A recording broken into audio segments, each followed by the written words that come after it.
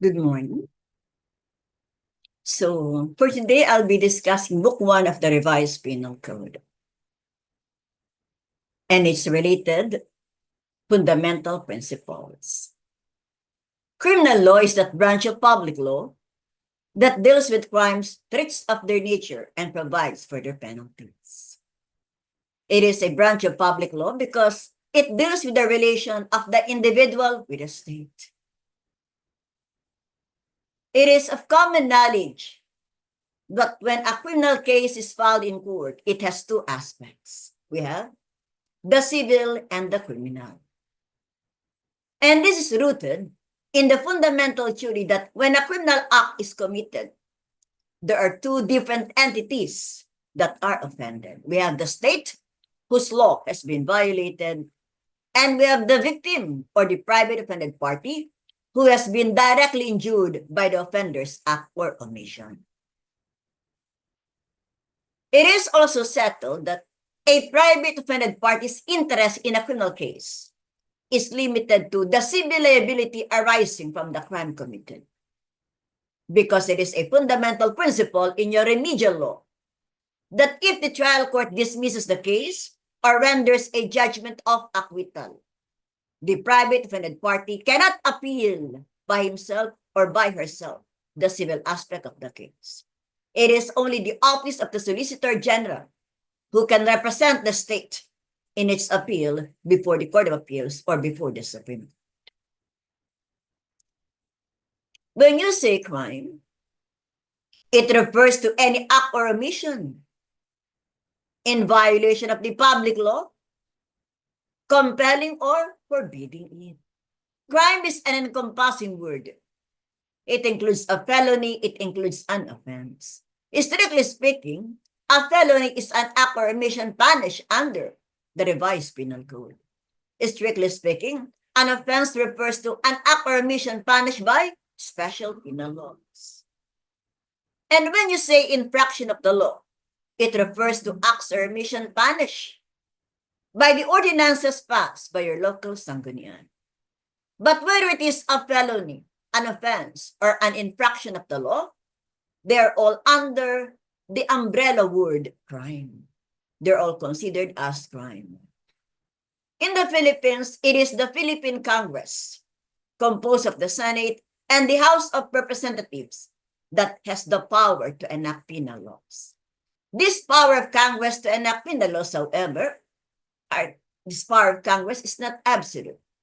It has certain limitations. First, the power of Congress to enact penal laws must be general in its application. Otherwise, it will be violative of the Equal Protection Clause of the Constitution. Second, penal laws enacted by Congress must partake the nature of an ex post facto law. Third, penal laws enacted by Congress must partake the nature of a bill of attainder. And lastly, penal laws enacted by Congress cannot impose cruel or unusual punishment. These are the limitations on the power of Congress to enact penal laws. How is an ex post facto law different from a bill of attainder? An ex post facto law is a law which makes an act criminal, although at the time it was committed, it is not yet so. For us, a bill of attainder is a law that penalizes the offender without due process of law. It is a law that punishes the offender without giving him the opportunity to be tried in court, without giving him the opportunity to air his version of the story. Congress cannot enact this kind of laws, whether ex post facto law or a bill of attainder, because it is provided for in the Constitution. There are three characteristics of criminal law. We have generality, territoriality, and prospectivity. The generality characteristic of criminal law provides that our penal laws shall be binding on all persons who live, reside, or sojourn in the Philippines, regardless of race, color, creed, religion, or any other personal circumstances. So whoever you are, for as long as you are in the Philippines, whether you are a Filipino citizen or a foreigner, our penal laws are binding on you based on the generality characteristics. You have to comply. Otherwise, you can be arrested, you can be prosecuted, you can be punished. This generality characteristic of criminal law, however, is not absolute. There are certain exceptions to the generality characteristic of criminal law. One of that exception is that under the generally accepted principles of public international law, sovereigns, heads of states, and other diplomatic representatives are immune from the criminal jurisdiction of the host country. They are immune from the criminal jurisdiction of the country where they are assigned. Therefore, these heads of states, sovereigns, and diplomatic representatives enjoy blanket or absolute diplomatic immunity from suit. It is also settled that although a consul is a diplomatic representative, a consul does not enjoy absolute or blanket diplomatic immunity from suit. Hence, a consul can be prosecuted before the courts of the host country if he committed a violation of the law of the said host country. So what if X is a British citizen living in the Philippines?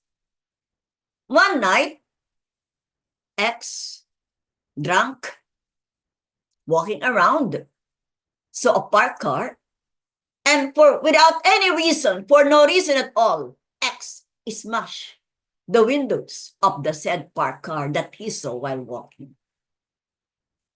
When the police officers apprehended X, they found X carrying an unlicensed homemade gun.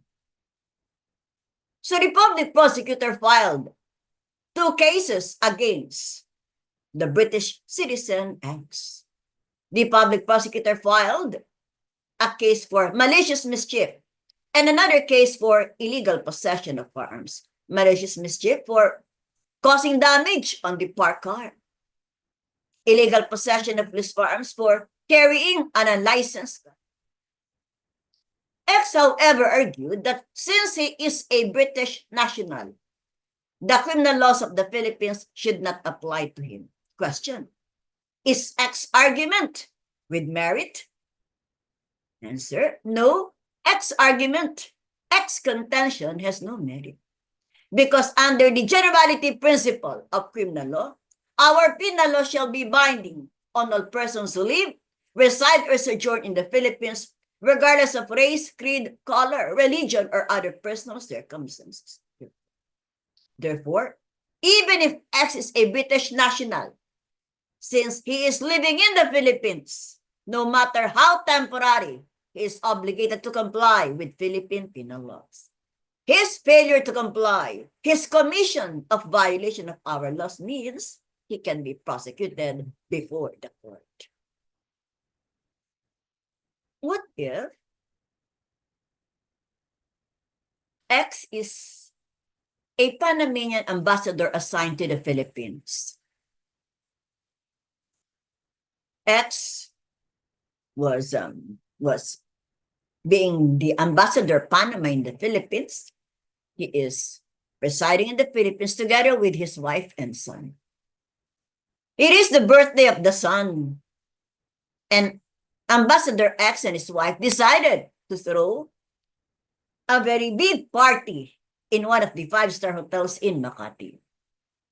To pay for the hotel venue as well as the food and expenses, Ambassador X issued to the hotel a personal check in the amount of $50,000. 50,000 US dollars. On the day of the son's birthday, since they were running late, Ambassador X, who was driving the car in going to the said hotel in Makati, decided to ignore traffic lights. When he ignored the red light, he hit and bumped a pedestrian who was crossing. The said pedestrian instantaneously died. The police responded to the scene, when Ambassador X indicated that he is an ambassador of Panama, the police officers allowed him to go, but took details about him for possible criminal investigation and prosecution. Because of this unfortunate incident, Ambassador X and his wife decided to forgo the said birthday celebration. And so Ambassador X called the hotel management, telling the hotel to cancel the event. They are no longer proceeding with the birthday celebration. However, the hotel refused. The hotel said it can no longer cancel the event because of the expenses that they had already incurred. And so, in retaliation, Ambassador X canceled the check that he issued. And so when the hotel presented the said check, it was dishonored by the Drewry Bank. Ambassador X is now prosecuted for 2 crimes. Reckless imprudence resulting in homicide for killing the pedestrian. And second, violation of BP 22 or the bouncing checks law because of the dishonor of the said check that he issued in the amount of $50,000 US. Question: can X be held criminally liable for the death of the pedestrian and the dishonor of the said check? Answer: no. Since X is an ambassador of Panama in the Philippines, X enjoys absolute or blanket diplomatic immunity from suit. Whatever violations that he has in the Philippines, since he enjoys absolute immunity from suit, he cannot be arrested, he cannot be prosecuted, he cannot be punished. This falls on the exception to the generality characteristic of criminal law. The second characteristic of criminal law is territoriality. The territoriality characteristic of criminal law provides that our penal laws shall be enforced within the Philippine archipelago, including its atmosphere, its interior waters, and maritime zone. Our penal laws cannot be enforced for crimes committed outside the Philippine territory. So as a rule, based on the territoriality characteristic of criminal law, our laws are only applicable within, if the crime is committed within the Philippine territory. If the crime is committed in a foreign land, the person cannot be prosecuted before the Philippine courts because the crime was committed outside the Philippine territory. So what if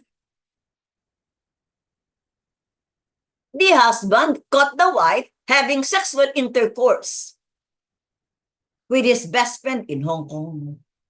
So the husband and the wife went to Hong Kong together with the husband's best friend.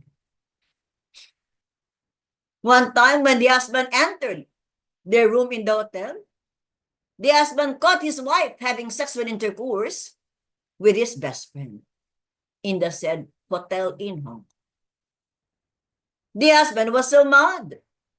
He immediately went back to the Philippines, and after consulting a counsel, the husband filed a complaint for adultery under Article 333 of the RPC before the Office of the Public Prosecutor. So a case of adultery was filed against the wife as well as his best friend, the paramour of his wife. Will the case prosper? No, the case will not prosper because the said act of adultery happened outside the Philippine jurisdiction. The crime of adultery was committed outside the Philippine jurisdiction. It took place in Hong Kong. Since it was committed outside the Philippine archipelago, our penal laws will not apply. Philippine courts will have no jurisdiction because our penal laws are territorial in nature. But what if the wife discovered that her husband, while assigned in Japan, is having an extramarital affair with a fellow employee in Japan? The husband was having extramarital affair and cohabiting with another woman in Japan. When the wife in the Philippines learned of the said extramarital affair of her husband, the wife in the Philippines began crying every night. She was in total distress. She even attempted to commit suicide. Later, after consulting a counsel, she filed a case of violation of Section 5I, inflicting psychological violence through marital infidelity under RA 9262 or the VAUSI Act, Violence Against Women and Their Children. The wife filed a case of violation of Section 5I of RA 9262, inflicting psychological violence through marital infidelity against the husband before the Family Court of the Philippines. Question: will the case prosper even if the extramarital affair took place in Japan, a foreign land, outside the Philippine territory? Yes. Even if the said extramarital affair took place in a foreign land in the problem Japan, the said case of violation of Section 5I, inflicting psychological violence through marital infidelity, will prosper.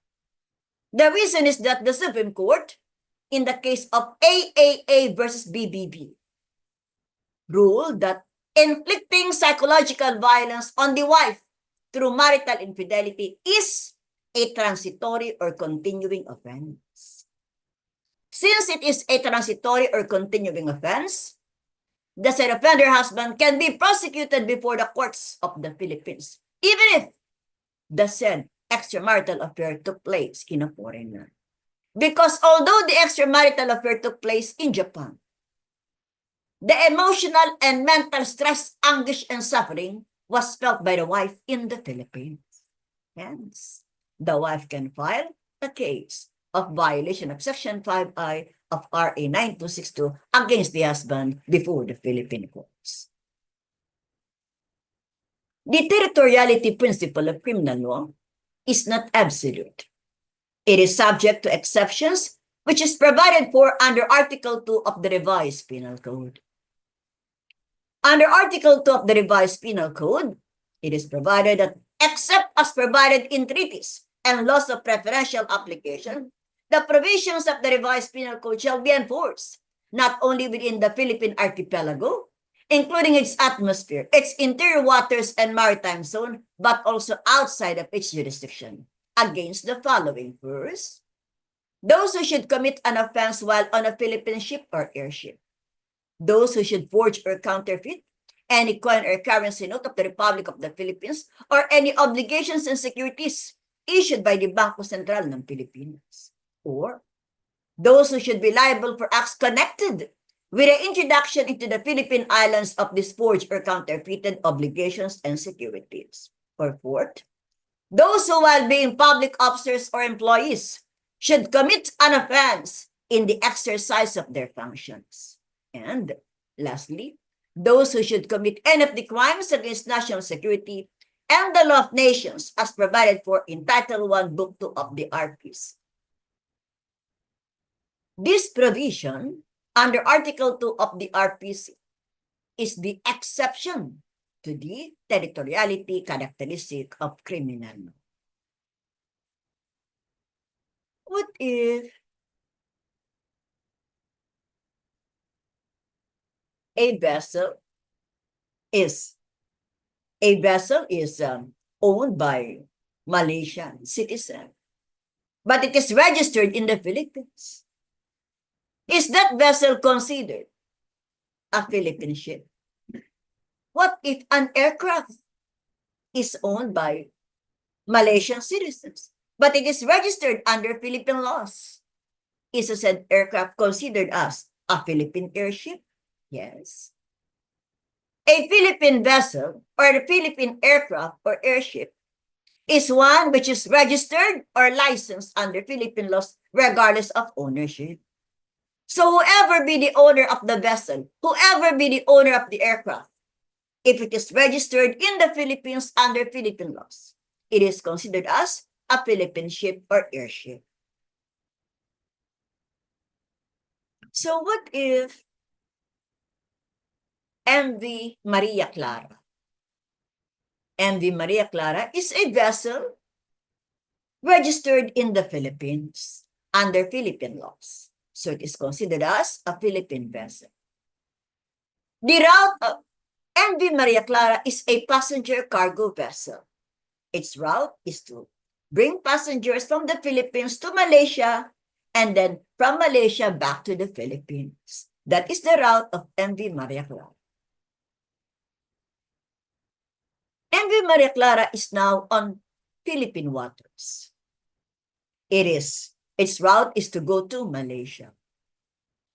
While MV Maria Clara was still on Philippine waters, a passenger by the name of X, a Malaysian citizen, inadvertently saw Y, a fellow Malaysian citizen who happens to be his enemy.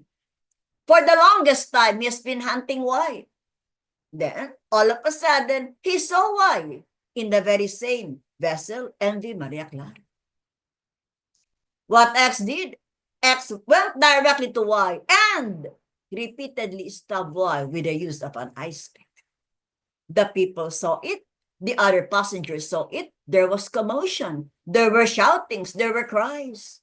X was arrested.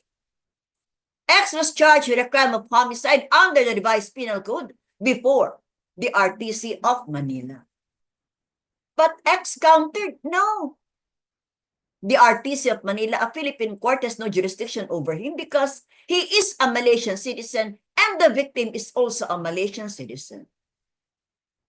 Is X argument meritorious? No. X argument has no merit.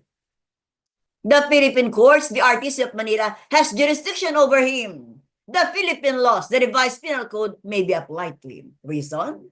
Although he is a Malaysian citizen, the crime was committed on board the Philippine vessel MV Maria Clara, while the Philippine vessel is still on Philippine waters, therefore within Philippine jurisdiction. Hence, the Philippine courts, the Philippine laws will apply to him. Let us add facts. What if MV Maria Clara has already passed Philippine waters? MV Maria Clara is now on that piece of, it is that on a piece of body of water, which is neither owned by the Philippines nor by Malaysia. It is on a body of water which is not owned by any country. While MV Maria Clara was on that part of the sea, that was the time that X, a Malaysian citizen, stabbed Y, another Malaysian citizen. X was arrested. X was brought back to the Philippines and charged before the Philippine courts based on the RPC. Will the case prosper? Yes, the case will prosper based on the extraterritorial application of the RPC as provided for under Article 2, Number 1. Those who should commit an offense while on a Philippine ship or airship. Even if X, the Malaysian citizen, committed the act of killing Y on board the said Philippine vessel, MV Maria Clara, even if it is already outside the Philippine territory, since it is on that body of water, which is not owned by any country, our Philippine laws will still apply. Our Philippine courts will still have jurisdiction. This is the first exception to the territoriality characteristic of criminal law as provided for under Article 2, Number 1. Let us add facts and change some. So MV Maria Clara is now on its destination, Malaysia. MV Maria Clara, the Philippine vessel, is now on the waters of Malaysia. It was already anchored on Malaysian waters. Passengers were already disembarking.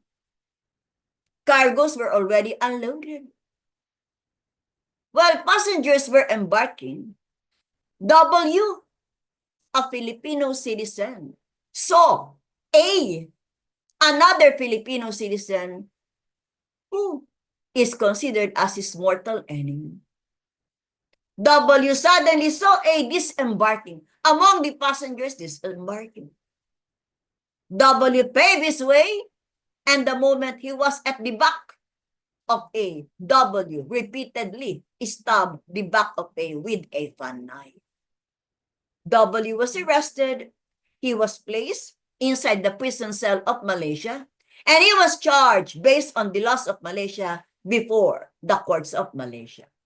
But W argued, no, Malaysia has no jurisdiction over him because according to him, he is a Filipino citizen and the crime was committed on board MV Maria Clara, a Philippine vessel. Is W's argument meritorious? No. W's argument has no merit. W's argument has no merit because even if he is a Filipino citizen and the crime, the act of killing took place on board MV Maria Clara, a Philippine vessel, at the time, the said Philippine vessel is already on the waters of Malaysia, a foreign land. The laws of Malaysia are also territorial in nature. Therefore, since the crime was committed while the Philippine vessel is already on the waters of Malaysia, it is now Malaysia that will have jurisdiction over X and over the crime that he has committed. What if X is a U.S. citizen of Filipino parents. X is born in California, USA. But both his parents are Filipinos. X has long wanted to visit the Philippines, the country of his parents. X has been hearing good things about the Philippines and about the Filipinos. And so X wanted to try it for himself. X wanted to visit the Philippines, the country of his parents. And so X applied for his passport at the Philippine Embassy in California. When X applied for his passport at the Philippine Embassy in California, X met a Filipino clerk. The said Filipino clerk was working in the embassy, and the said Filipino clerk by the name of Y invited X to a nearby coffee shop. While they were having coffee, the Filipino clerk Y demanded from X $200. According to Y, the Filipino clerk, if you will give me $200, I can facilitate the immediate release of your passport. If you will give me now $200, I can assure you by tomorrow, the passport will be yours. X believed. And since he had long wanted to visit the Philippines, he gave Y, the Filipino clerk, $200. However, he was not given the passport. Also, Y appropriated the money given by X. Question. Can the Filipino clerk be prosecuted before the Philippine courts? Under the fourth extraterritorial application of the RPC under Article 2, Philippine laws will apply even if the crime is committed by a public officer or employee in a foreign land if the crime is in connection with the performance of his duties. In this case, the offender, although a public employee that is a Filipino clerk Y, the crime that he committed is not in connection with the performance of his official duties. Under paragraph 4 of Article 2, the crimes being referred to, of which the Philippines has extraterritorial applications, are those committed by a public officer or public employee in the exercise of his official functions. In this problem, what the Filipino clerk Y committed is the crime of estafa. It is the crime of estafa because it is not within his duty. It is not within his authority to issue passport. Therefore, it is neither within his functions nor related to his functions to issue passport. The crime committed by the said Filipino clerk is estafa because he is a fixer. Since the crime he committed is estafa, an act done in his private capacity, why the Filipino clerk can only be prosecuted before the courts of the state of California, USA. He cannot be prosecuted before the courts of the Philippines because the criminal act done by him does not refer to the discharge of his official function as a clerk at the Philippine Embassy. The third characteristic of criminal law is prospectivity. The prospectivity characteristic of criminal law provides that our penal law shall always apply prospectively. Our penal laws cannot be given retroactive application as a rule. However, there are exceptions to the rule. Under these exceptions, our penal laws can be given retroactive application. First, under Article 22 of the RPC, penal laws shall be given retroactive application if it favors the person guilty of a felony who is not a habitual criminal. And second, penal laws can also be given retroactive application if the penal law itself provides for its retroactivity. So in these two instances, our penal laws can be given retroactive application. So what if X was charged and thereafter convicted of malversation by the Sandigan Bayan? Based on the evidence presented in court, the amount malversed by X, 11,300. Because of that, after conviction, the justices of the Sandigan Bayan imposed upon X the penalty of prisión mayor for having been found guilty of malversation of public funds and property under Article 272. The judgment of conviction rendered by the Sandigan Bayan became final and executory. However, a new law was enacted, RA 10951. This new law, RA 10951, amended malversation under Article 217 of the RPC by lowering the imposable penalty. Under RA 10951, amending Article 17, if the amount malversed by a public officer is less than 40,000 pesos, the penalty is lowered to prisión correccional.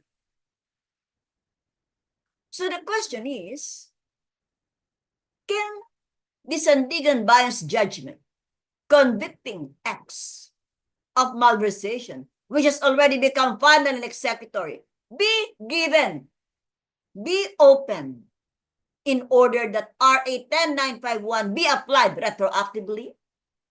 In the case of Hernan versus Sandigan Bayan and Bank 2017, the Supreme Court said yes. Supreme Court said, as a general rule, a judgment that has acquired finality becomes immutable and unalterable. However, when there are circumstances that would transpire after the finality of the decision, which will render its execution unjust and inequitable, the Supreme Court sitting en banc can relax the doctrine of immutability of judgment. In this case, the Supreme Court said, it is important to reopen the case of Hernan and recall the entry of judgment made by the Sandigan Bayan so as to apply retroactively RA 10951. Note, the Supreme Court did not reopen the case for further reception of evidence. No, because Hernan's conviction is already final and executory. The Supreme Court only reopened the case in order to modify the penalty imposed by the Sandigan Bayan, in order to lower the imposable penalty and apply retroactively RA 10951, which lowered the imposable penalty only to prisión correction. So it is a case of retroactive application of the RPC because the amendatory law favors Hernan, and Hernan is not a habitual criminal. So those are the three characteristics of criminal law. Again, we have generality, we have territoriality, and we have the last one. We have the so-called prospectivity. So these are the three characteristics of criminal law. We go to philosophies underlying the criminal law system. There are three philosophies underlying the criminal law system. We have the so-called classical or juristic philosophy. We have the positivist or realistic philosophy.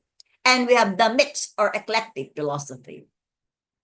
The characteristics of the classical or juristic philosophy are, first, the basis of criminal liability is human free will.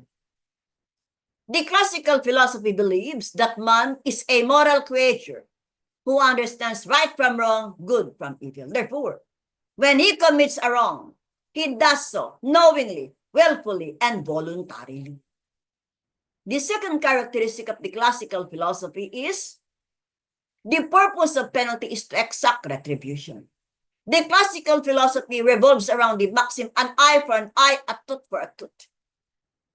The offender is made to suffer a penalty commensurate to the degree of injury that he has caused on the victim. The third characteristic of the classical philosophy, penalty is mechanically determined. The penalty imposed on the offender is always in direct proportion to the crime that the offender has committed. So if the offender killed the victim, that offender shall also be punished with death penalty. Death penalty or capital punishment is a product of the classical philosophy. The last characteristic of the classical philosophy, we have emphasis of the law. In case of a classical philosophy, the emphasis of the law is on the offense and not on the offender. The emphasis of the law is on the crime and not on the criminal. There is a scant regard for the human aspect of the crime. The classical philosophy does not take into consideration the reason why the offender committed a crime. It suffices that he committed a crime, and for that, he ought to be punished. These are the characteristics of the so-called classical or juristic philosophy. On the other hand, the characteristics of the positivist or realistic philosophy are, first, the basis of criminal liability is man's social environment. The positivist philosophy believes that man is inherently good, that there is no such thing as a natural-born criminal. The positivist philosophy believes that what makes man do evil things is the influence that he gets from his social environment. Second characteristics of the positivist philosophy, the purpose of penalty is reformation. The purpose of penalty is to correct the offender, to cure the offender, to rehabilitate the offender, and not to punish him. Reason is that the positivist philosophy that believes that man is a product of his environment. He deserves to be corrected and rehabilitated and not punished. Third characteristic of the positivist philosophy, the penalty is imposed on the offender on a case-to-case basis after each offender has been examined by a group of social scientists which do not include lawyers. From this philosophy came the U.S. jury system. And then we have the last characteristics. The last of the characteristics of the positivist or realistic philosophy is that this philosophy has its emphasis on the offender and not on the offense. The emphasis is on the criminal, not on the crime. There is a great respect for the human element of the crime because the offender is regarded as a socially sick individual who needs treatment, not punishment. These are the characteristics of the positivist or realistic philosophy. The last philosophy is the so-called eclectic or mixed philosophy. The eclectic or mixed philosophy combines the features of both the classical and the positivist philosophy. Under the so-called eclectic or mixed philosophy, crimes which are regarded as heinous in nature should be dealt with in the classical manner, and crimes which are regarded as social or economic in nature should be dealt with in the positivist manner. So we have the classical or juristic philosophy. Second, we have the so-called positivist or realistic philosophy. And third, we have the eclectic or mixed philosophy. But the question is, to what philosophy does the revised penal code adhere? The revised penal code is molded in the classical or juristic philosophy. because the revised penal code was merely copied from the Spanish Código Penal, which in turn was copied from the French Penal Code of 1810, which promotes the classical thinking. However, although our revised penal code is a product of the classical philosophy, the present formation of the RPC is geared towards the positivist or realistic philosophy. There have been laws amending the revised penal code. For example, Republic Act 9346. Under RA 9346, the imposition of death penalty under the RPC is suspended.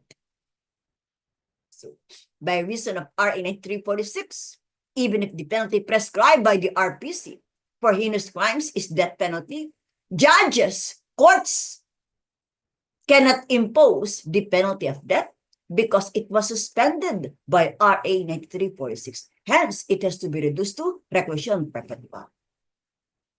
We have also the probation law, PD 968, as amended by RA 10707.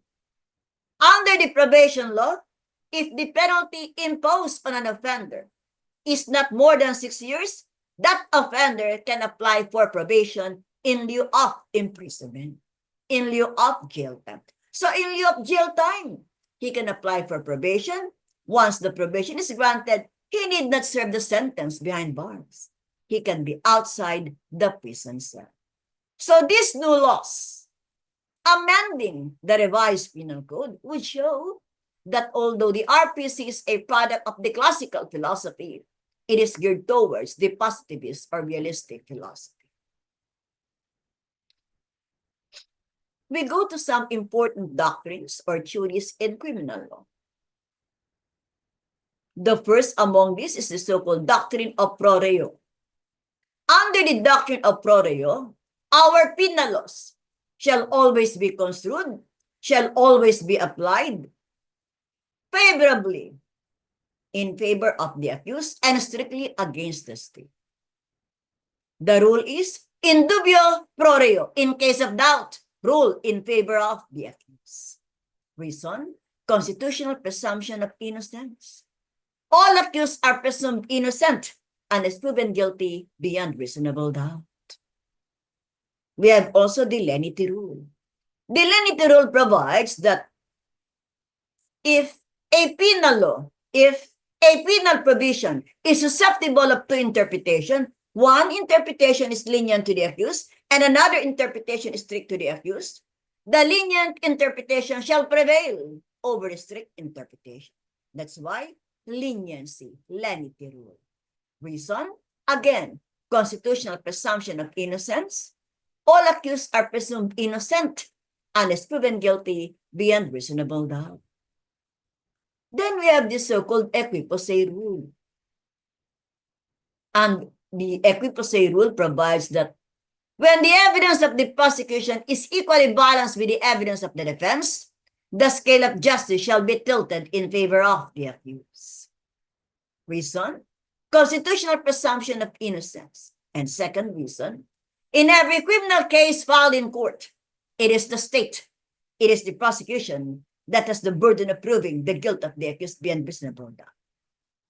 If the evidence of the prosecution is just equally balanced with the evidence of the defense, then the prosecution failed to prove the guilt of the accused beyond reasonable doubt. In that case, based on the equipoise rule, the scale of justice shall be tilted in favor of the accused. It would be unacquittal.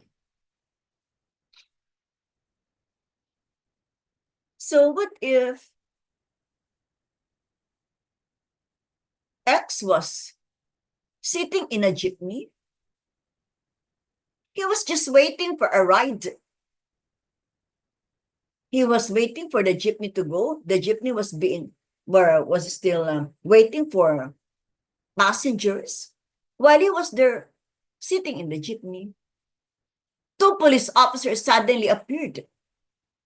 And these police officers arrested X.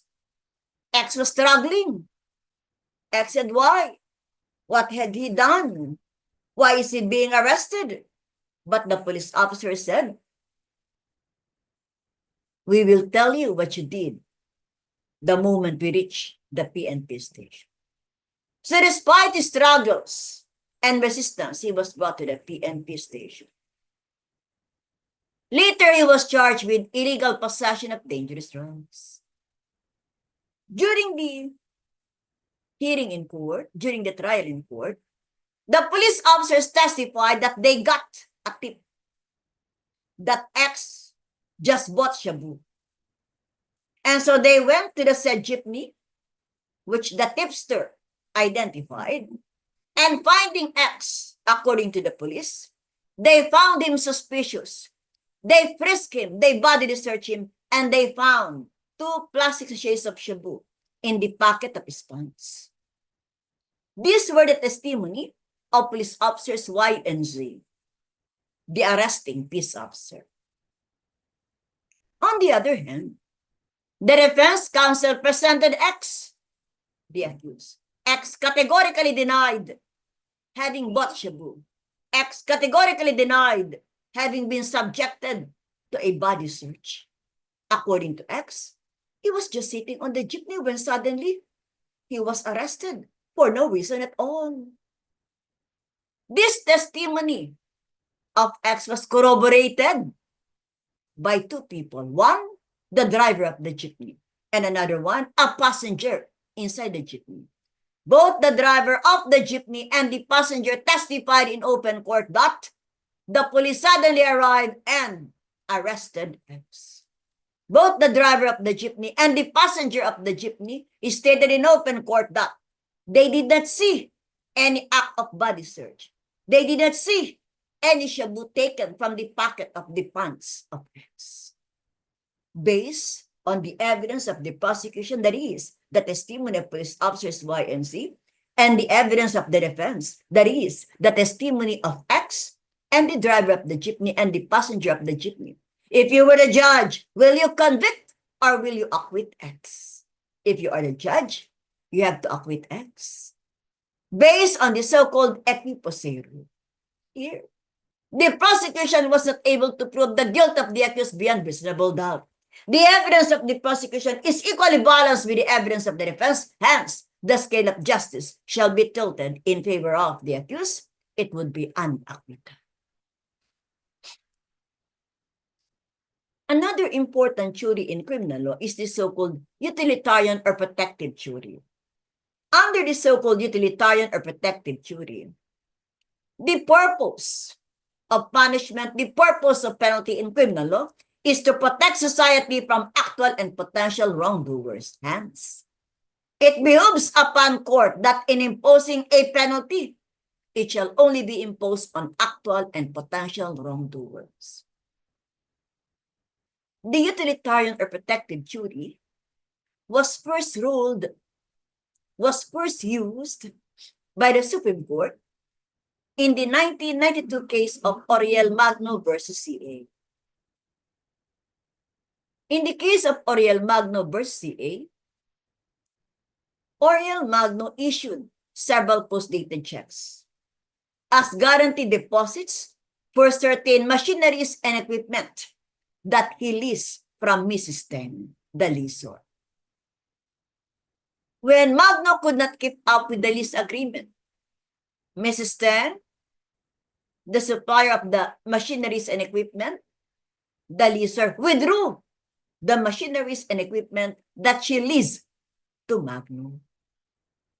When Mrs. Teng withdrew the machineries and equipment that she leased to Magno, based on their leasing agreement, Magno demanded for the return of the checks that he issued to Mrs. Teng. However, Mrs. Teng, instead of returning the checks, deposited the checks. Magno called the bank to cancel the checks. Hence, the said checks bounced. Because of this, Mrs. Teng filed several cases of violation of BP 22 against Magno.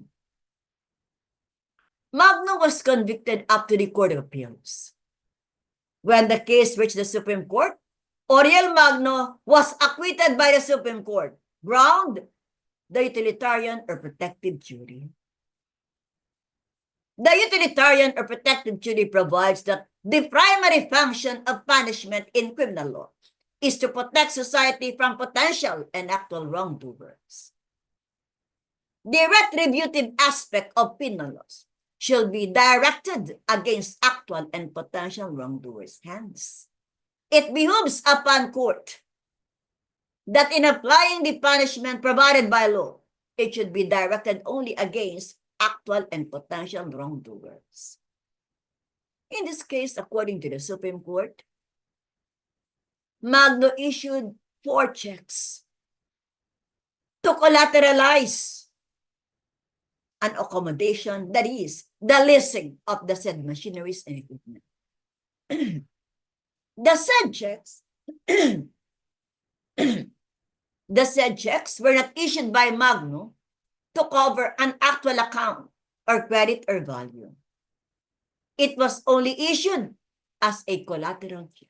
Therefore, when the leaser, Mrs. Teng, withdrew or pulled out the machineries and equipment being guaranteed by the checks, it is incumbent upon Mrs. Teng to return the checks to Magno. When instead of returning the checks to Magno, Mrs. Teng deposited the check, Mrs. Teng became the wrongdoer and not Magno. Therefore, according to the Supreme Court, to punish Magno, who has not committed any fault, is to foster materialism and opportunism. Because in this case, it is Mrs. Teng who was on their own side. Hence, the Supreme Court acquitted Aurel Magno on the basis of the so-called utilitarian or protective theory. The basis of the utilitarian or protective theory is the long-standing maxim actus non facit reum nisi mensit rea. That is, the act cannot be criminal when the mind is not criminal. This maxim, actus non facit reum nisi mensit rea, the act cannot be criminal when the mind is not criminal, is important, is material in crimes mala in se. Because in crimes mala in se, there must be both the mens rea and the actus reus. Without both, without the concurrence of both the mens rea and the actus reus, there is no felony. There is no crime mala in se. Mens rea refers to the guilty mind, the guilty or the wrongful purpose, the guilty, the wrongful, or the criminal intent. Mens rea, the guilty mind, the criminal intent is material to bring about criminal liability. But mens rea will not suffice. There must also be actus reus. Actus reus refers to the guilty act, the voluntary and unlawful acts of execution of the crime. It is upon the concurrence of the mens rea, the guilty mind, and the actus reus, the guilty act, that an act malum in se is produced. That a felony under the RPC is produced. So how will you distinguish what is this so-called acts mala in se and acts mala prohibita? Acts mala in se are acts which are inherently evil or wrong. They are wrong per se, wrong by their very nature. Example, to kill a person, to sexually molest a child, to have sexual intercourse with a woman against her will. These are all inherently evil or wrong. They are acts mala in se. On the other hand, we have acts mala prohibita. Acts mala prohibita are acts which are only wrong because there is a law that defines and punishes the said act. Example, to possess a firearm. Guns, firearms, are not per se contraband. Guns, firearms, are not per se illegal. What makes it illegal under RA 10591 is to possess, to own, to carry a firearm without license, without registration. The mere possession or ownership of a firearm is not inherently wrong. What makes it wrong is when the owner possesses or owns the firearm without having it licensed, without having it registered, or by carrying it without any permit to carry. The following are the distinctions between acts mala inser versus acts mala prohibita. First, acts mala inser are acts which are inherently evil or wrong. They are wrong per se, wrong by their very nature. Whereas acts mala prohibita are only wrong because there is a law that defines and punishes the said act. Second distinction. In acts mala inser, the basis of criminal liability is the moral trait of the offender. Whereas in case of acts mala prohibita, the basis of criminal liability is the actual performance of the prohibited act. Third distinction. In case of acts mala inser, good faith or lack of criminal intent is a valid defense. Whereas in case of acts mala prohibita, good faith or lack of criminal intent is not a defense. Fourth distinction. In case of acts mala inser, modifying circumstances such as mitigating and aggravating circumstances are considered by the court in imposing a penalty. Whereas in acts mala prohibita, no modifying circumstances are considered by the court as a rule. Fifth distinction. In acts mala inser, the degree of participation of the offender, whether the offender is a principal, an accomplice, or an accessory, is considered by the court in imposing a penalty. Whereas in acts mala prohibita, there is no degree that is considered by the court. Because in acts mala prohibita, all perpetrators are punished with the same criminal. All perpetrators are punished to the same extent. They will be imposed the same penalty. And lastly, in case of acts mala inser, the stage of the execution of the crime, whether the crime is in the attempted stage, the frustrated stage, or the consummated stage, is considered by the court in imposing a penalty. Whereas in case of acts mala prohibita, the only stage considered is the consummated stage. Acts mala prohibita had no attempted and frustrated stages because what is being punished is the commission of the prohibited. So these are the distinctions: acts mala inser versus acts mala prohibita.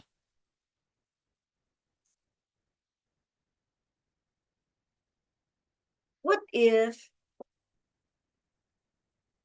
X is charged in court and the judge realized that the alleged act X committed is not punished by any law existing in the Philippines?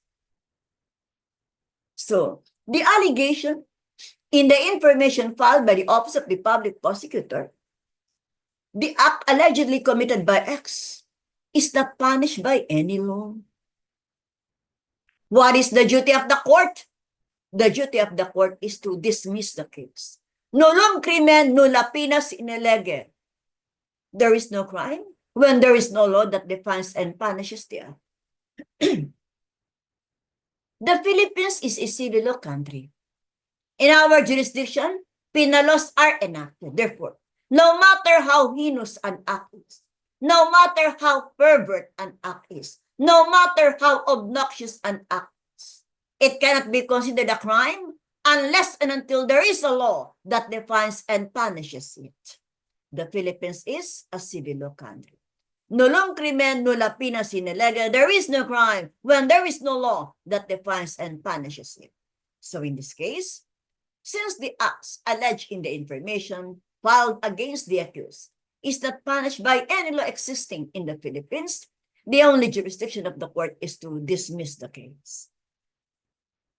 However, under Article 5 of the RPC, the law provides that the judge, through the Department of Justice, shall send a recommendation to the President, shall send a recommendation to Congress that henceforth this act should be the subject of a penal legislation. What if X was charged in court After trial on the merits, the prosecution was able to prove the guilt of X beyond reasonable doubt. And so the judge convicted X.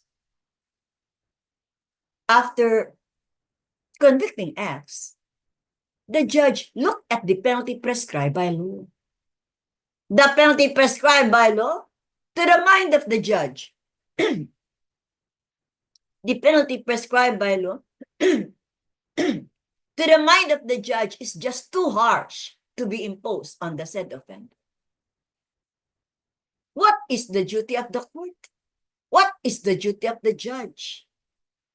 The court shall impose the penalty prescribed by law, no matter how harsh the said penalty is according to.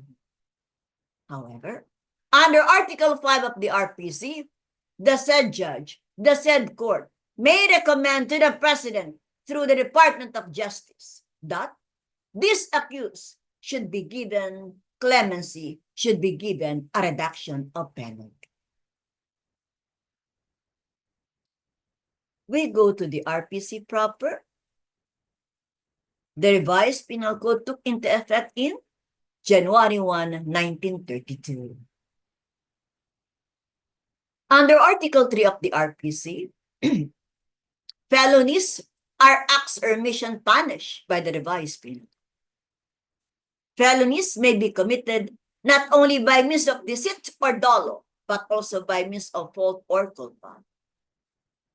There is deceit or dolo when the act is performed with deliberate intent. There is fault or culpa when the wrongful act results from imprudence, negligence, lack of foresight, and lack of skill. Based on this, we have two kinds of felonies. We have intentional felonies and culpable felonies. The following are the elements of intentional felonies. First, criminal intent.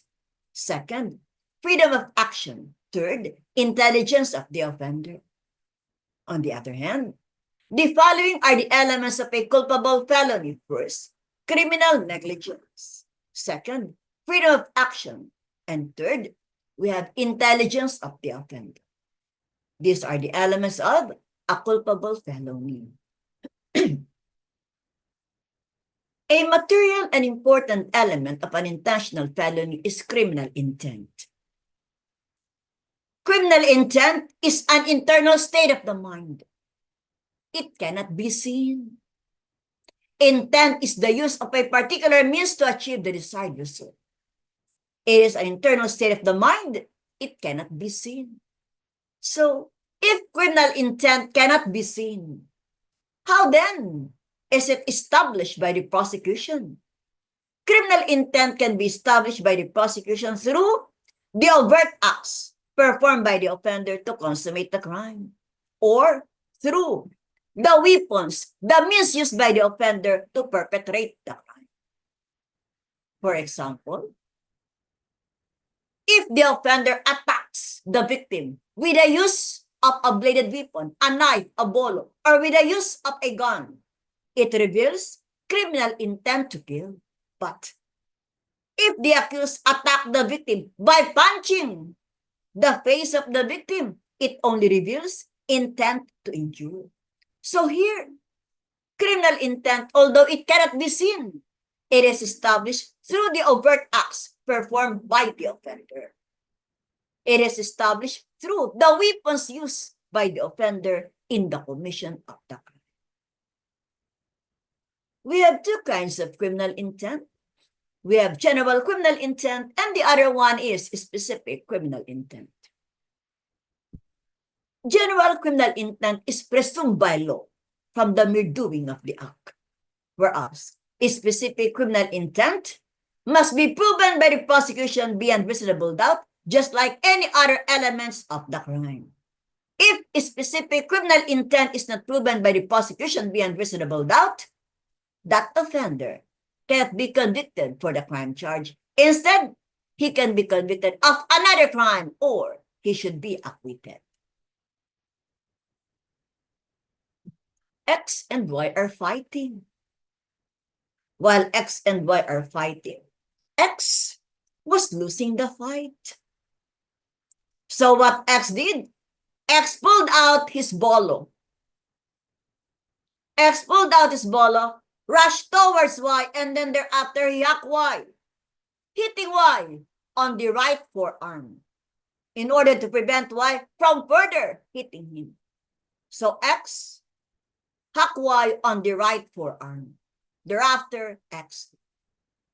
Y was brought to the hospital. The doctor said, the wounds inflicted on you is non-fatal. It would heal within a period of 10 days. The moment Y was released from the hospital, he filed a case of attempted homicide against X. If you were the judge, will you convict X as charged? That is, attempted homicide. It depends on the proof of intent to kill. If the prosecution was able to prove a specific criminal intent to kill on the part of X when he hacked Y, inflicting upon Y a wound on the right forearm, then X should be convicted of attempted homicide. However, if the prosecution failed to prove a specific criminal intent to kill on the part of X when he hacked Y, hitting Y on the right forearm, then X can only be convicted for less serious physical injuries. But what if in the same problem, X and Y were fighting? X is losing the fight. X pulled out his bolo. He was waving it to Y. He was telling Y, do not come near me. I'm going to hack you. I'm going to hack you. So X's intent in pulling out the bolo and in waving the bolo was to threaten Y so that Y will not come near him. So he was telling Y, do not come near me. I'm going to hack you. He was threatening Y. However, Y went near X, and so X raised the bolo. X was intending to hit the right side of the body, but Y lowered his hand and the bolo landed on the neck. The said neck was severely injured that caused Y to die instantaneously. What crime is committed? By X. What if X said he has no intention to kill Y? His only intent is to threaten Y. If you were the judge, of what crime would you convict X? X should be convicted of the crime of homicide. Even if X said, even if X stated, even if X testified that he has no intent to kill Y, that he was only aiming for the right side of the body, still X shall be convicted of homicide. Because in this case, criminal intent to kill is presumed by law. Criminal intent to kill is now presumed by law because the victim died. The best evidence of criminal intent to kill is the fact that the victim is dead. It is a general criminal intent which is presumed by law and need not be proven by the prosecution because the law itself presumes the presence of intent to kill.